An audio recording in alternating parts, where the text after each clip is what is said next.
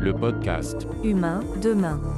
Thank you, Wei. Could you briefly introduce yourself? That's the first question, to know more about you. My name is Wei San, and I have a background in engineering and the business, and I founded the China chapter of the Humanity Plus, which is directly related to today's podcast, actually, back in 2013. About my background, I spent about half of my adult life in the West, specifically in Canada and the US. So I was born and raised in Beijing till I was 18-year-old, and then I went to college in Canada, and then spent several years in US as well. So I'm not this I call myself like unconventional Beijinger. So I've seen a lot going on, like a cross-cultural difference and development. And actually, the year that I founded the China chapter for Humanity Plus was the year after I moved back to China, and start relocating based on my hometown.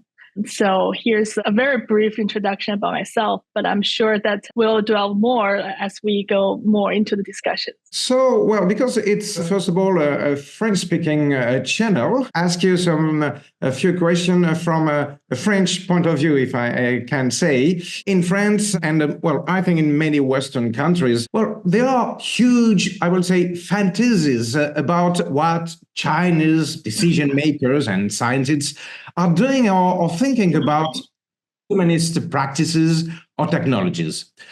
So with you, we would like to try and dispel maybe these fantasies and talk about the reality of transhumanism in China. Hence our first set of questions. In your opinion, how is transhumanist thinking received in China? In ruling circles, in scientific circles, and among the general populations? We will heard from people in Japan or in Hong Kong and in South Korea that East Asian societies regard the concept of transhumanism as far more self-evident than in the West. In China, maybe there will be no idea of a fixed human nature, nor any desire to mark a strict separation between humans and animals or humans and machines, and the living and the inert in general, and etc. And this will partly explain why these countries are more open to the idea of transhumanism, and this will partly explain why these countries maybe don't need a transhumanist movement to promote them. To start with, I would say the term transhumanism is still relatively new in China. But the interesting thing is that I found, from people around me, is that these technologists, these futurists, they call themselves, and they are transhumanists in a lot of ways. So if we look at China, with thousands of years, right? If we go back to, Qin dynasty, like a 1,000 years ago. So if we see transhumanism as this, using or advocating the ethical use of emerging technologies to expand the human capacity, right? The super longevity, super intelligence, and the super well-being in those three factors. If we look at that, and I found it interesting that we go back to 1,000 years ago in China, in Qing dynasty, the king was looking for a recipe to become immortal. Okay, and then there is some myth. And it's not entirely myth, but it's like you can find some records on the historical books that the king in Qing dynasty sent 500 pairs of girls and boys, and to explore this unknown land to find a recipe or the technology to become immortal. Of course, it failed. And then the king was rumored to actually how he died was that he was taking a piece of gold. He was led to believe that a piece of gold is the way to lead immortal. So he took it and he died. So my point is, China has a long history in terms of looking for recipes or looking for this kind of solutions to become immortal, to become super longevity. So I think that's kind of built into the culture. What you mentioned before as well, the harmony or the connectedness between human and animals and the nature, the Taoism. Yes, it's kind of like blended into the culture that it's not very difficult for people to accept the values of transhumanism, even though they don't call themselves that, you know? So I find it very interesting, you know, in terms of not putting the word transhumanism up front, but to explain, you know, what are the values, what are the underlying premises, and then people find it very easy to understand. And as far as I know, Chinese people are very much embracing the developments of the technologies, especially artificial intelligence and others. So yeah, it is more open, I assume, to Western world, which gives a lot of attention and focus on the ethical point, or not just the ethical sides, but also the dystopian or fearful thoughts that what could have been going wrong. And China, I think it's not so much on that side, but more like what can we do about it with this amazing sets of emerging technologies. All right. And yeah, just out of curiosity, do you, in Chinese, in Mandarin or Cantonese, do you have the word transhumanism? Is it translate or can it be translated? Yeah, so it's like I call it like a 超人类, which is like a superhuman. Literally translation is that, but a 超人类, it's a transhumanism in Chinese. And yeah, so you mentioned that in China, you don't see that many people thinking about dystopian futures. In general, people are pretty optimistic about the technology. They would say they are techno-optimist. How do you see the future of technology in China? And especially now we see some, it is a tech hub. It has become a tech hub with Shenzhen and other big, like the Silicon Valley, but in the East. So it's a big question, I suppose, but how do you see the future of technology in China and in the next decades and towards the end of the century? Well, in the next decades or towards the end of the century, you know, it's so interesting. I was reading this paper that was published in this January. It's called The Point of View of 1,000 AI Researchers on the Arrival Date of AGI, Artificial General Intelligence, which is a term that's used to explain the AI surpassing or reach to the human level intelligence. And then in this paper, they explained how their perceptions changes even within last year.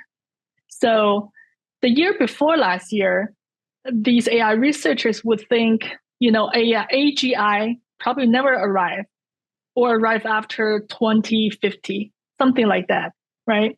But then with the ChatGPT, with the large language models and then the world models and, you know, the recent Sora, and then those researchers, you know, were was taking the questionnaire last year, and then this significant advanced arrival date of AGI by 13 years. Just within last year. So I find prediction very difficult, you know, even within the next 5 to 10 years. That's why, like, in terms of like transhumanism, I was always embracing this mentality that it's very hard to predict the future. And then also the best way to predict the future is to create it. That's a quote from somewhere. But I embraced that mentality, and it's very hard to see what's after a decade. But I would probably think by the end of 20 or within the next 10 years, it will be very close to reach to AGI, even in China or in starting with the other parts of the world. And I do share some fear, but not in common with other people. You know, Chinese people are very embracing with the chatbots, the AI companions, the little toys tools they're using, you know, either for work or for leisure. Mainly for leisure, you know, for entertainment, like a chatbot. But I do share like this uncommon fear that the other day I was having this like empathic distress when I was like, when I realized every day changes with the AI developments, right? Everything's new within the day. But then most of the people in China don't realize that their jobs or their career becomes more irrelevant, So they're becoming less relevant as the technology going on. And I think one of the key tasks for me to do is to let them know, you have to keep up with the technology developments, and this is not really for daily life, also for the career, for everything. So I do have this fear that people often don't share, that they become more optimistic about how the technology enhances their daily lives and entertainments. And I think keep educating the general public, especially those people who are not aware of the rapid change, the unlinear change or advancements of the technology is crucial in China. To try to be more specific about some direction that the technology will take, we'll come back to the point of healthy long life. And you tell us with the example by the king who was trying to reach immortality. So that, okay, there is a positive first point of view. But what about the more broader society? Can we tell us how this idea of living much longer in good health is received by the majority? And I want to ask a more precise question. Do you think that in China in general, people are open to try a new pills? I don't know, and if they think that it could be something that they will give them some years in good health. And a second question about the technology in this direction is how the things are going with artificial intelligence for longer life. Are there some laboratories or some use? Are you aware about use for AI for longevity? Because in the West, I think that the things are changing quickly. And we have several experimentation with AI for longevity. I found this book that I have had in years. It's written by one of my friends, Elias Stambler. He's very, very active. So he was writing this book called Longevity Promotion. And if you realize the cover of it, it's a very traditional Chinese, image of this monk with a crane that represents the longevity.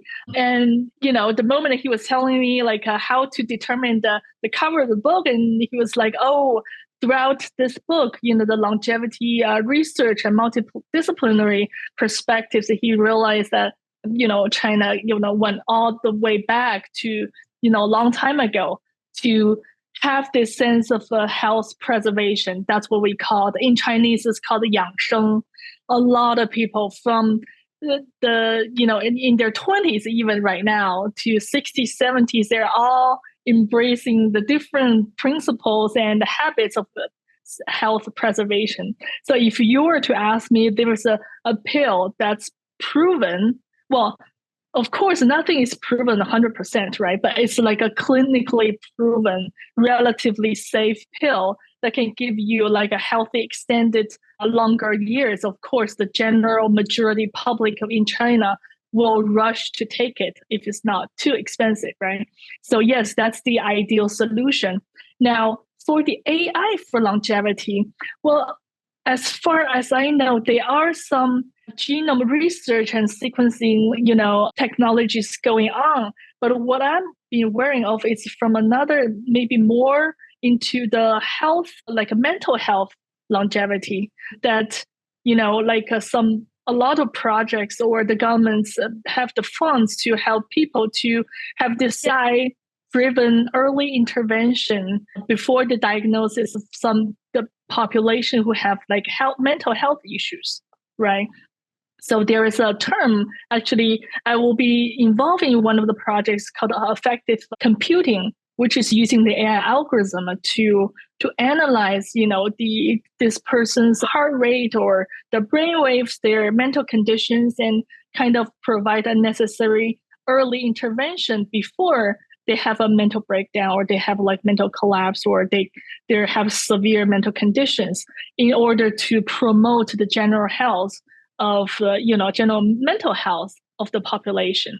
And the one thing about, China's healthcare system is that since it's a very dense population, right? China has a big population within the country, and the doctor to patients ratio is very low, which means per one doctor, it probably has more than double or triple the amount of patients they need to see, they need to go through compared to the West, right? So the resource for healthcare is very limited, but it can be largely enhanced by the AI, artificial intelligence, in terms of a quick diagnosis, efficiency, and also the better after surgery, recovery, like all this kind of things can be used by AI to improve the quality and the efficiency of the healthcare system.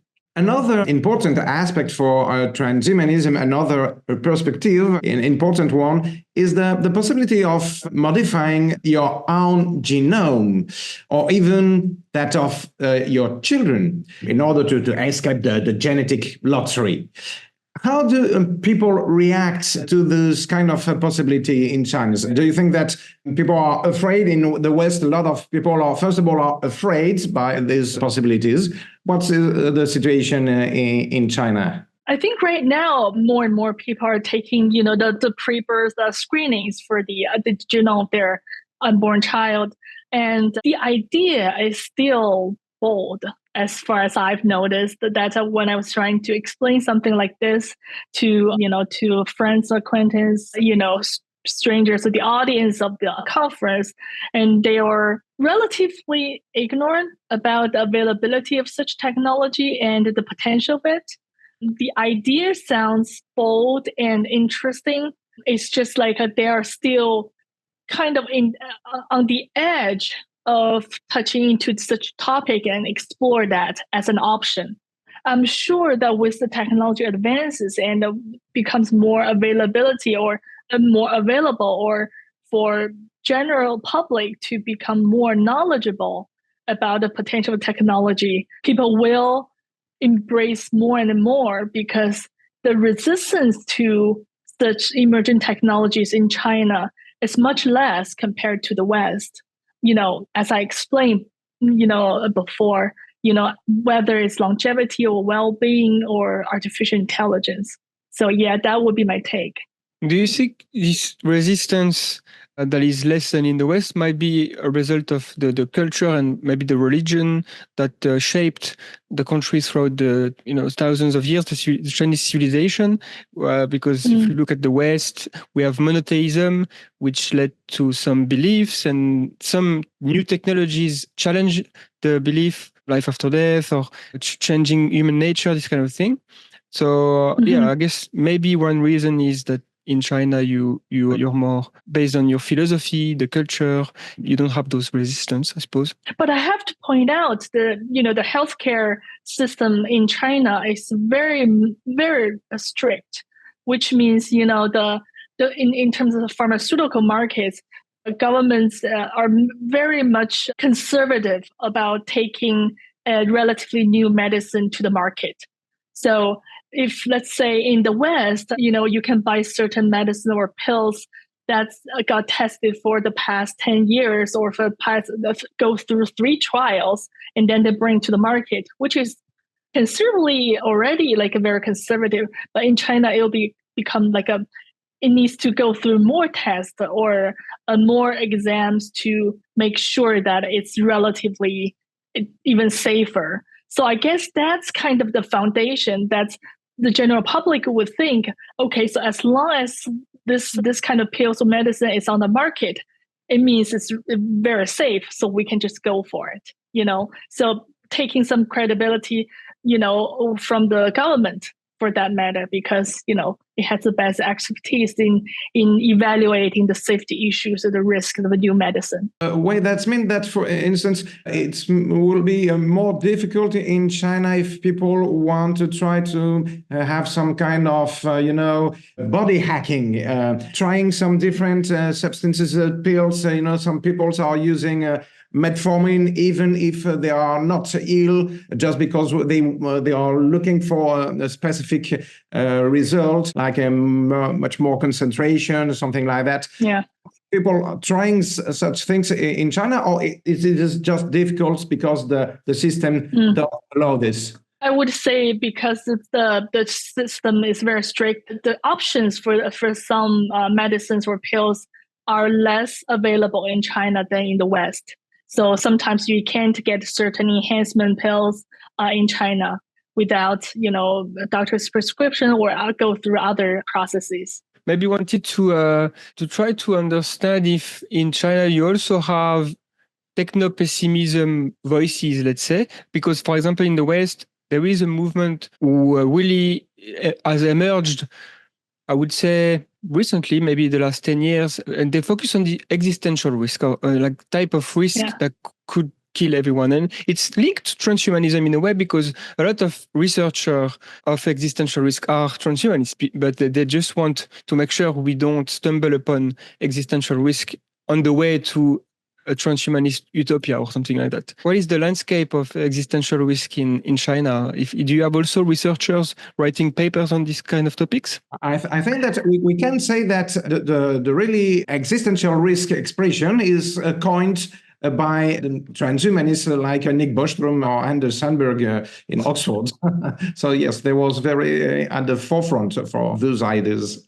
People in China maybe are more used to the existential risks, even before the technological advancements. If you look at the history in China, there are always some wars like within China, the inner wars going on thousands of years.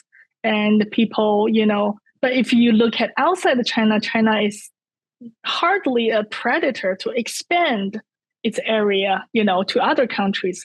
But within China, throughout thousands of years, there are always some wars going on inner, and people are maybe more aware or more used to that kind of mindset. They're kind of more into this survival mode. One of my friends called it historic trauma, which means Chinese people passed on generations after generations. They are striving for survivals and for peace, for something. So the existential risk that's brought by technology, it's less perceived, but more perceived as this useful tool to help better the life instead of bringing more existential risks to the population. That's how I view it. There are some fears stem from information relayed by the Western media about various experiments that have been, let's say, or said to have been carried out in China in the recent years. For instance, I think the best known case in the Western is the He affair, the experiment that led at the end of 2018 to the birth of 3 children whose genome has been modified with CRISPR-Cas9. And that's the one which comes in mind, I think, for a lot of people.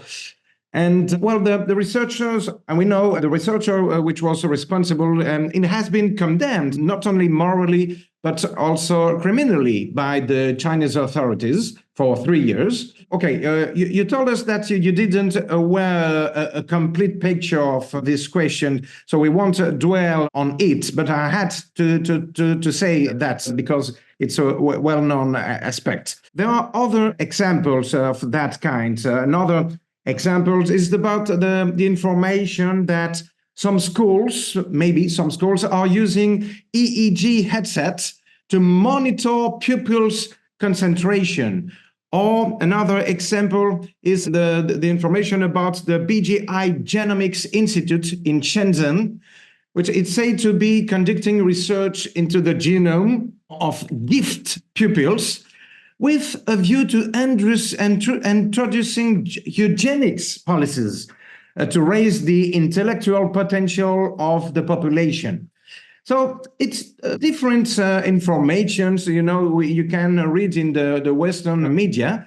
And the question is, do you have any information of this? Or is this only rumors what are the reality of the research in China on those different fields? I could comment on the EEG experiment. Actually, it was performed by one of the startups in China, and their intention was generally positive. That's using the technology to help bring the students more, or bring the teachers more information about how to craft their classes and the outcome of their teaching better, using how concentrated in general that students are in the classroom. But that experiment actually died out because it doesn't really gives this very highly ethical and effective way to do that. So it's more like doing that because they need to do that, right? So in terms of technology advancement, we only use such technology just after we make sure that it's the only thing that can bring the positive results without compared to without using it. So, and that thing is basically, not existing anymore. Yeah. I'm not sure about the BGI research thing. It have to be precise, or to be confirmed to say anything more. There are a lot of rumors going on, not only in China, but, in Japan, in the West as well, I'm sure. There are the other day I was hearing someone talking about, lab in Japan building the superhuman.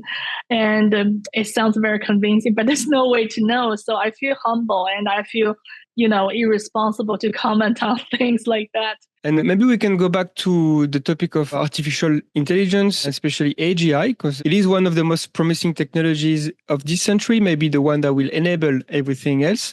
I'd like, first of all, to try to, let's say, position some of the biggest Chinese companies in the race to build AGI. Do you and openly building AGI like OpenAI or DeepMind?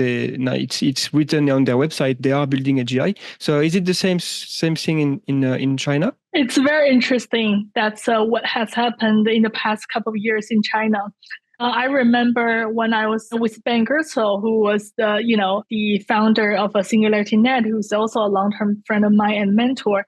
When we visited the companies and the universities in China back to 2019, 2018, and Ben was the person who first coined the term AGI, right? Artificial General Intelligence. And we talk about it, and nobody there really believed that, including the organizations and the universities and also the institutions. They were like, well, that's just an idea. We want really concrete solutions, because China, if you look at the market, it's very application specific, application driven. So if US is innovation driven, China is very application driven, which means people look at the result of the technology. What can it achieve? Okay. Whereas US was more into how to innovate a new technology and then bring to the market. So the mindset is very, very different. In China, it's very result driven. So nobody really believed that the AGI was coming, or there is, such a thing that would consider.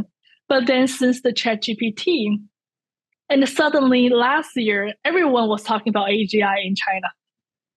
What I'm saying is, it's amazing to see how adaptable the whole society and the people, the public opinion, how fast they can shift once a new technology, showcases potential in a certain way. So for the last year, according to my observation, there are more than a dozen conferences with the, theme termed AGI going on in China. And there are more than 80, I think, large language models, dedicated to build an AGI. So everything happens very fast once the public opinions or when the resources focus on one single advancement of the technology. And that's amazing in China.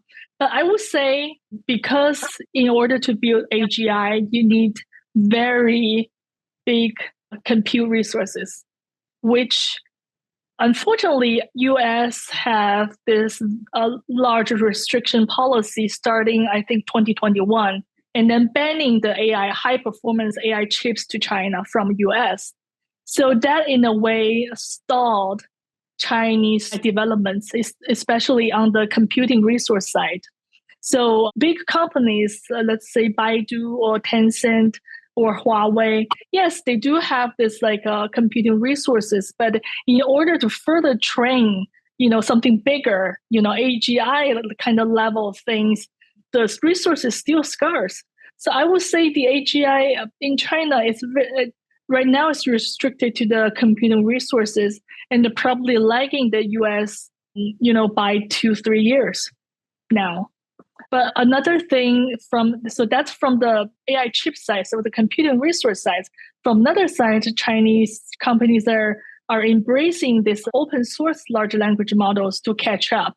So they can use better models, within the limited training computing resources. They can leverage open source. They can use more high quality data to compensate that. So if you look at the different ways, there are some Chinese companies that are very, very great at certain things, but are limited to the computing resource side.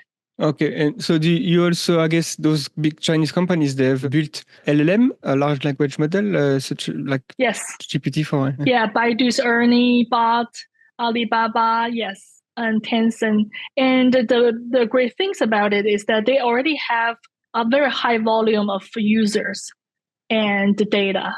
So once they build such chatbot, it's not like OpenAI and ChatGPT. They have this amazing product first, and then they roll out to the public to recruit more users.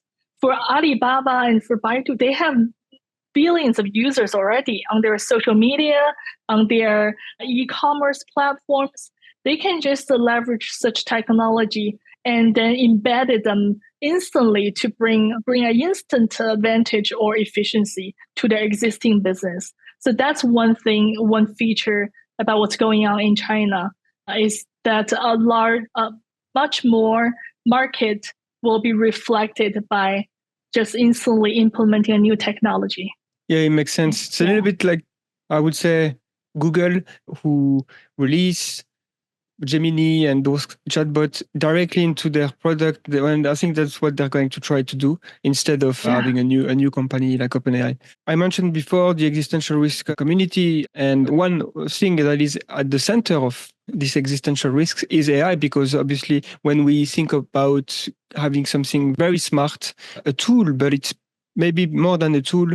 If this thing is grown with data, we don't really know what kind of emergent capacities can result. So I think in the West, it's fair to say at least 50%, if not more, of AI researchers think AI is very likely to cause a catastrophe. Maybe not extinction, but maybe it can go bad. Making a powerful AI safe, it's extremely difficult. And that's why we have the field of AI safety.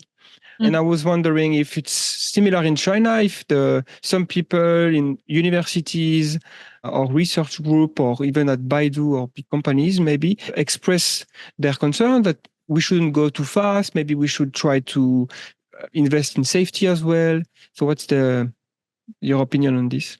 Actually, one of my friends he's a professor from the Chinese Academy of Sciences.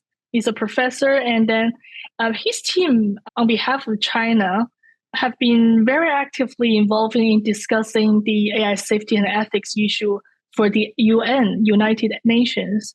So if you look at his, progress report, their progress report from 2 years ago, China has been very actively involving in setting standards or discussions of such AI ethics and safety. He actually appeared on the cover of Time magazine, the top 100 AI important people, and got more center page than Fei Li, who's the godmother of AI. But what I'm just saying is that his work is quite noticed and recognized by the international AI community in a way that on behalf of China or, the Chinese researchers, they do spend a lot of time discussing the AI safety issues. But I want to point out there is a difference. The EU AI Act, right? Yes. So since last year to the beginning of this year, and then it adopts various risk-based approach to applications. So basically, they categorize, this application, this type of technology is high risk, low risk, no risk, something like that. And then they deployed different restrictions or different penalties if you breach that kind of act, right? So in China, it's only deployed on the high risk applications where the government, the policymakers are laying out what are the high risk potential applications we need to to pay more attention. So it's very similar, but in China it's kind of like giving more freedom or more space for the relatively lower risk applications to evolve. And then as long as for the high risk, for example, they do demand companies who put a watermark on their AI generated data or image or whatever, to make sure that it's not misleading to the public, that it is AI generated and it's not misused and, misinformation, there's no misinformation.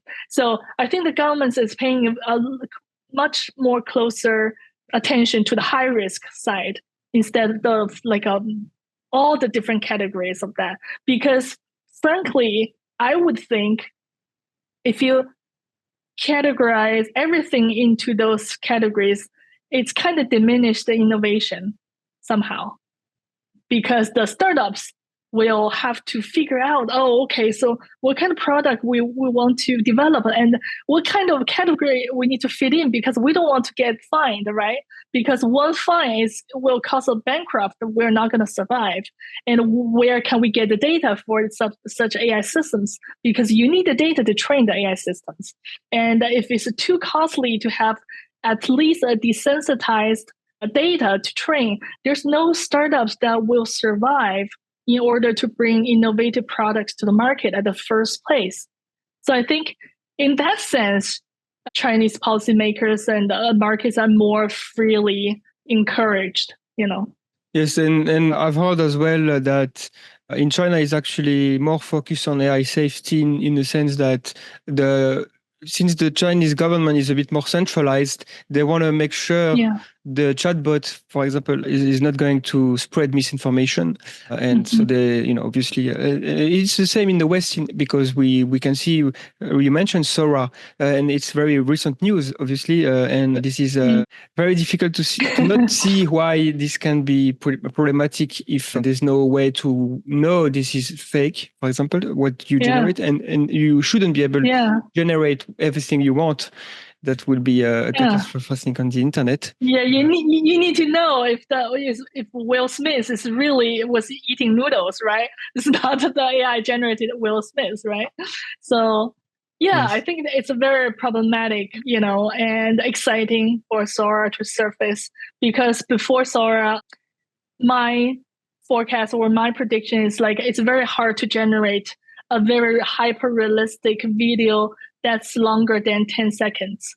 So you have to have a very powerful world simulators to do that, from frame to frame.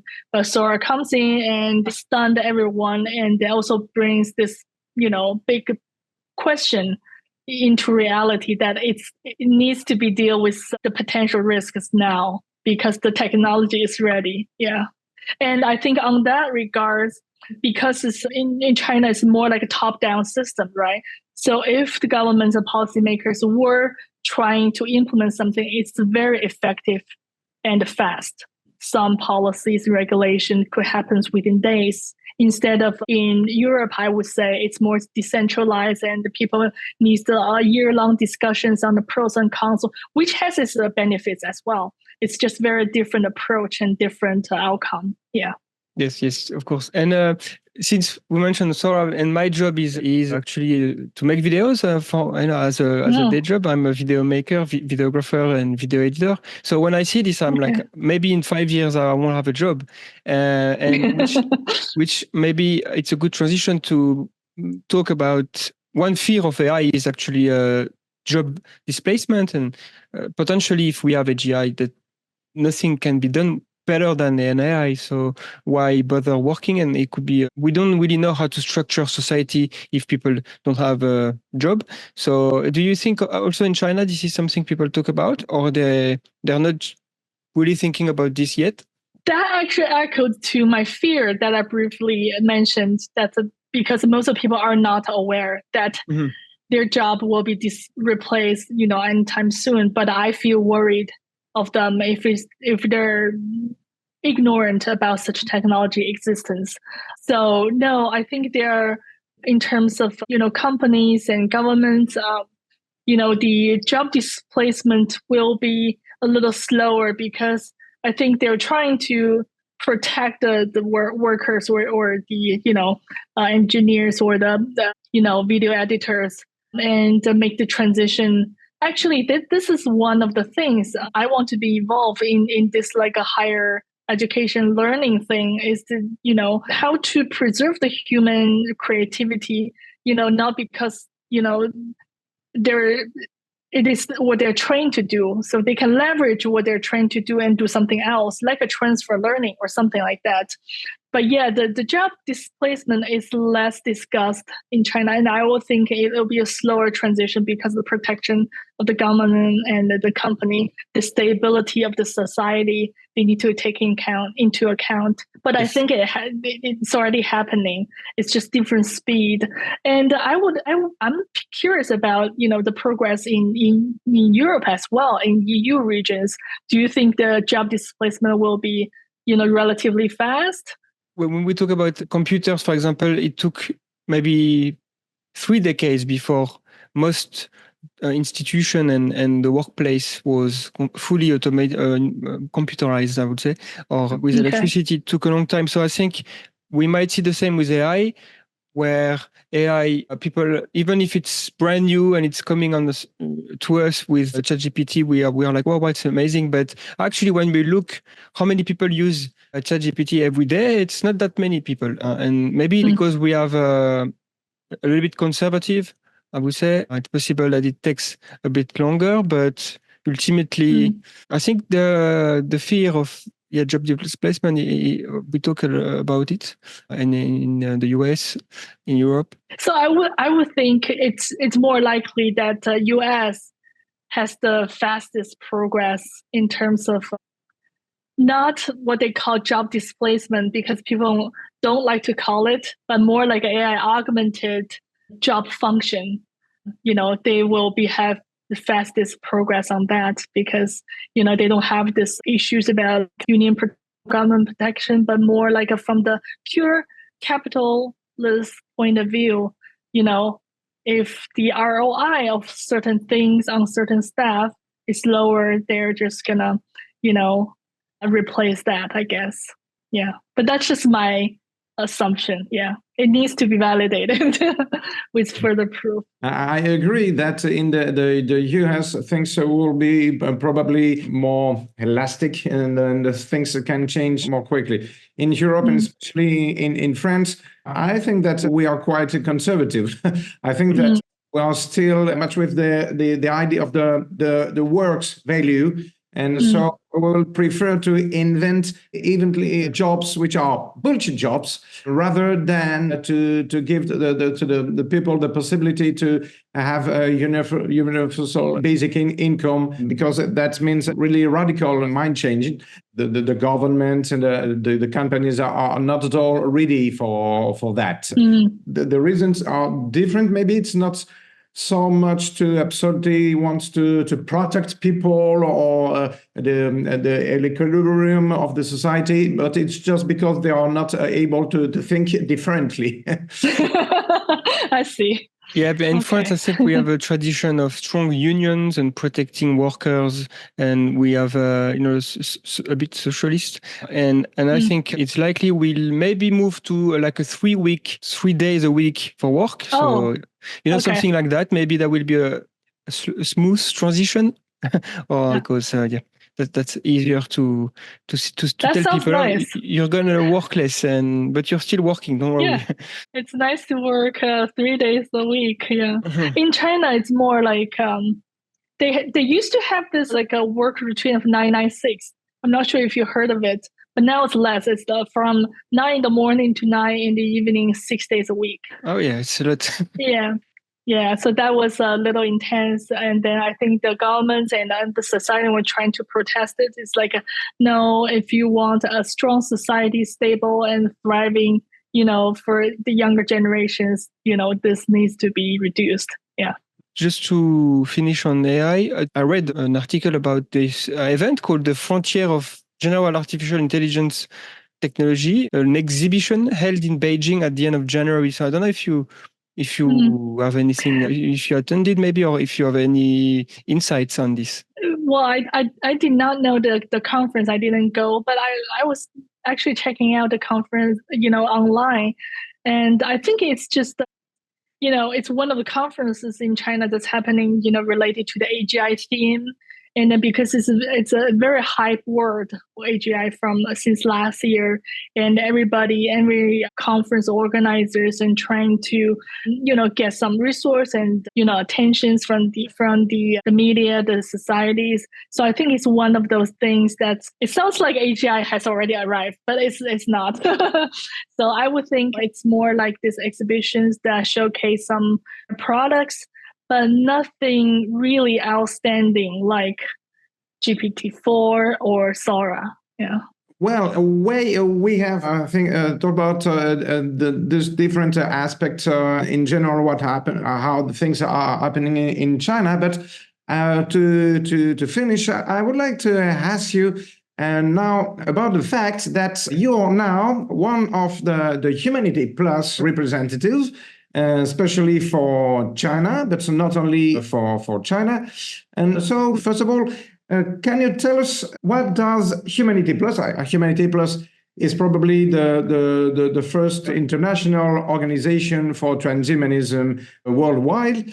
What does Humanity Plus China do in concrete terms? What are you trying to do? So in the past, actually, we've had a lot of activities going on, especially pre-COVID age, when we have like constant meetups offline, and we've held one of the Humanity Plus global conference in Beijing, actually back in 2018, I think. And we have the members from startup owners, tech startup owners, technologists and tech enthusiasts, researchers and scientists, like all these areas to forge the constant discussions about how to better incorporate these ethical considerations into building new products and solutions going on in China. So it's a constant discussion and brainstorming and a conference that, back in the 2019, when we were holding this H Plus conference globally, we invited, all this scientists and opinion leaders all over the world to Beijing, actually to the 798 Art District. It's a very new art district. If you guys ever come to Beijing, I'll show you around. And then it was located in a museum, and it was very good to talk about emerging technologies in a new media kind of a museum. So that event was very successful and memorable. So I think going out forward, especially since I was elected as the board of members last year, thanks to you guys, for supporting and, you're emailing everything. And I think I would, focus even more on bridging these communications between the East and West. So like today, I'd love to, be on your show and talking about what's going on in China, what's going on in Europe and in France, and kind of like communicate and see and share some common knowledge, common informations that makes each other more familiar with the transhumanism and also the future of humanity in a way. Because as you may probably notice, the world is becoming more fragmented, especially the US and China tide. It's more of a game theory if you look at it, where the two of the most, powerful technological country are kind of in a kind of head to head, and then in the game theory, the U.S. tries to to prevent China rising, but China was trying to approach into a win-win situation, and that is not really working out. And but I hope, despite that tension, in terms of the humanity side, there's a term. It's called 海纳百川, literally translating into the sea can contain 100 rivers. I think that covers what transhumanism is about. It's this like a very broad value and umbrella of values that they can tolerate the different political disagreements or tensions or geopolitical fragmentation, all of it, because after all, we're all humans and share these values and share even some existential crisis, right? Share the challenges, and we need to, collaborate in the sense that how to bring the emerging technologies for the better of the humanity. I think that's the higher level goal. And I think my intention onwards is trying to just bridge the communication, the conversation, discussion with you guys, with the US, with the EU, and just to see how the common ground or the common humanity will arrive. Yeah. More specifically in China, I want to ask, have you got an idea, or maybe only in Beijing, I don't know, how many people, can you say how many people are involved or really interested on transhumanism specifically, or on those subjects? For instance, in France, the French Association is a really small organization. It's something like hundreds member which are paying annually their fees, to be member. And we have an estimation that our global audience, I mean, people who are reading our articles regularly, which are following us with a certain regularity, is about something like 2,000 or 3,000 people, not more than that. For people like France, got any idea of your impact in China? It's so blurry. Well, I could answer like in terms of Beijing. It's just that the untapped audience in terms of transhumanism is huge.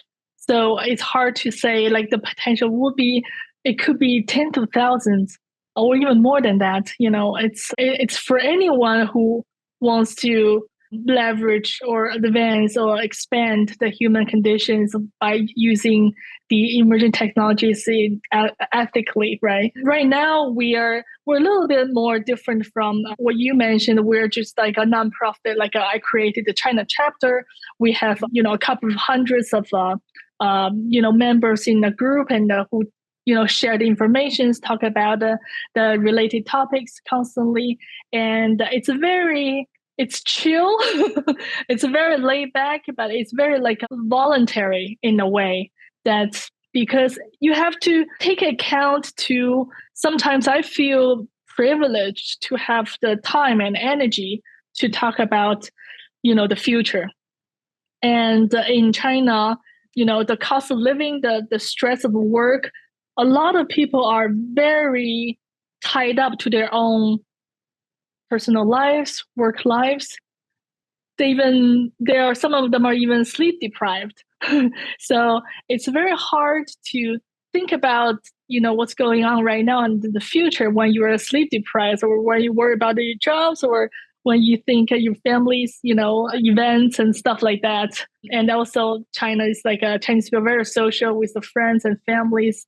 So I think this is the best way. So for people, whoever have the chance or the time to share anything, they're free to. They know there's a place to share, and the people will comment that when they have time. But it's very hard to have this constant following or attention paying to what's going on. Yeah.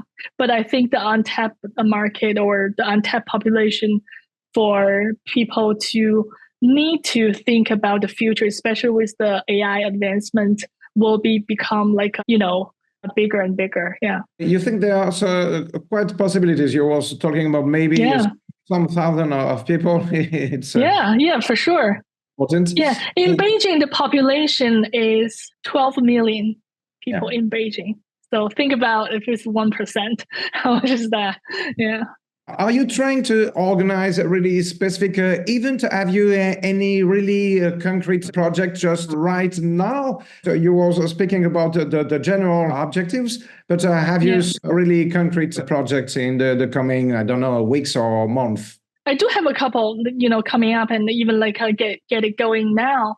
One is I mentioned before, the effective computing, which is using this, the sensors, including the EEG, but within the students' acknowledgement to kind of have this checkup on their mental conditions before they entering the school every semester, just to see their stress levels, if there needs to be any early interventions for the psychotherapists to come in and bring them help, something like that.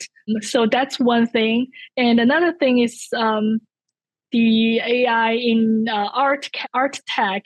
So I'm helping, one of the establishing platform to bring this private art sales into a very transparent platforms. So personally, I'm an art collector, NFT art collector. So art, I love art. I like, crypto, NFT, all this kind of thing. So that platform is trying to make the general population or the general art collectors to collect something without paying some intermediaries such as Christie's auctions a huge fee for that. So it just reduces or lower the barrier to enter that market.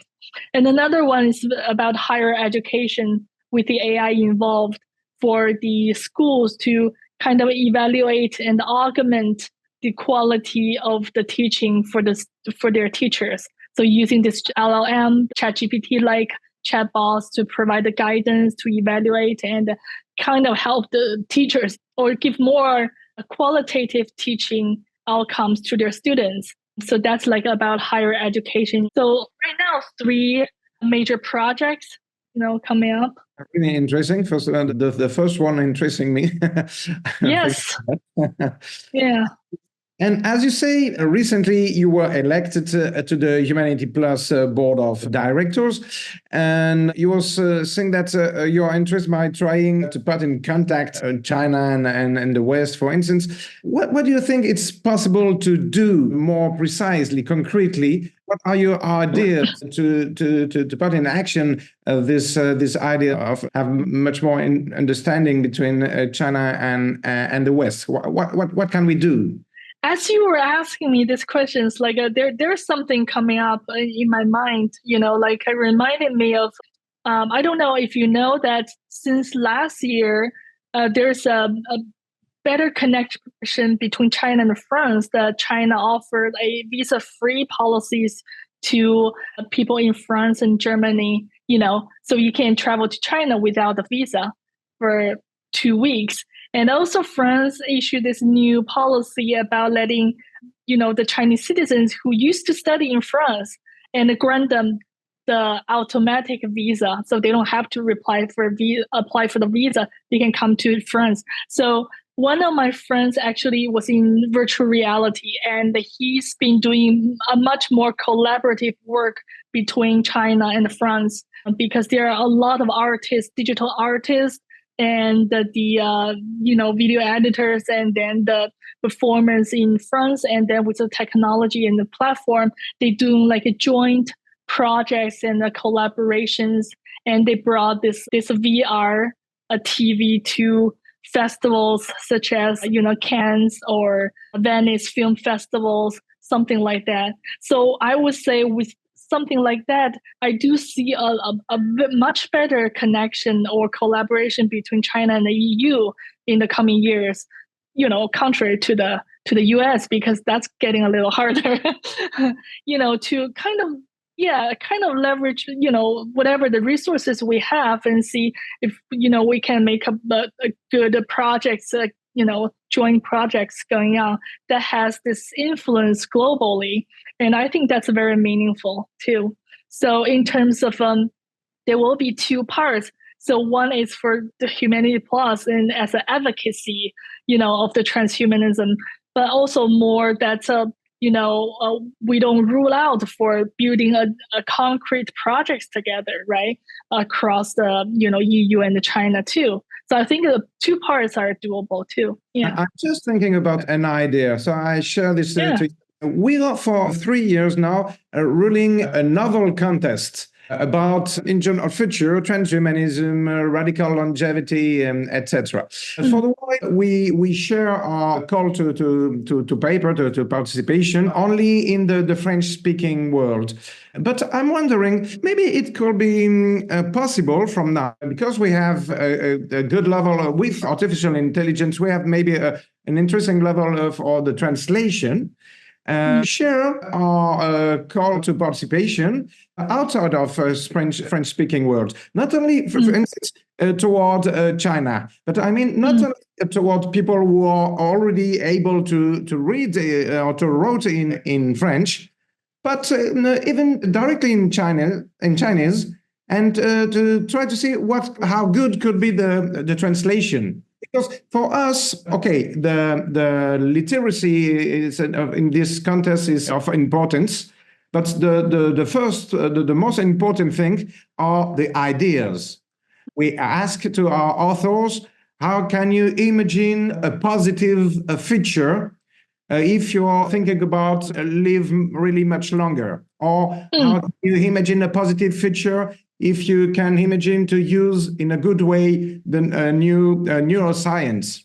So for this year, for instance, we will ask, or we will share our call to participation toward French-speaking countries in Africa, in Cameroon and Ivory Coast, etc. But why not sharing this call to China and have some production and try to have a translation in French? Because sure, the member of the jury will only be able to read in French, not in Chinese. So it's more like a sci-fi, science fiction contest? Yes.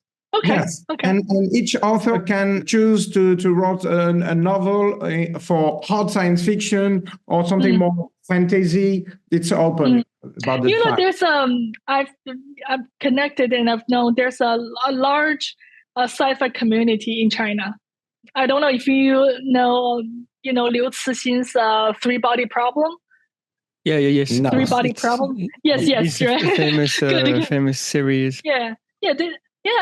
I can see there's a large sci-fi, science fiction society in China. A lot of sci-fi fans, and if that's, get connected with the transhumanism or the futurism of the theme, then and then even if it's like a multilingual or with the help of ChatGPT, it could be easily or more highly effectively translated, to share the idea of the both. So maybe I can share this with you, and I don't know. Have you the opportunity to share things like that in your circle?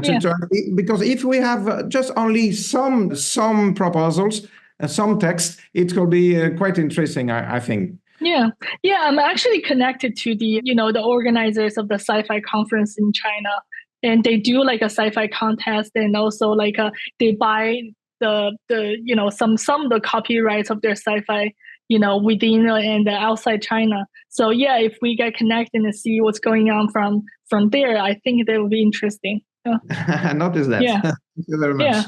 Wei, thank you very much. I think that we have a really nice tour of the question. The next step for me is that because I know that it happens to you to come in Europe, so yes, last year. to welcome you in one of our conference in France at the first occasion. Yeah, sure. You always have the chance to invite me. Yeah. I love to. Are you guys based in Paris? No, for my part, I'm not based in Paris, but if you're coming, I will do my best to meet you. Okay, I will. Thank you very, very much, Wei. And well, I'm sure that we will have other occasions to work together and see how things can go for transhumanism, well, all around the world, not only on specific countries. Thank you. Yeah, thank you. I have a good time talking to you guys. Thank you. Bye-bye.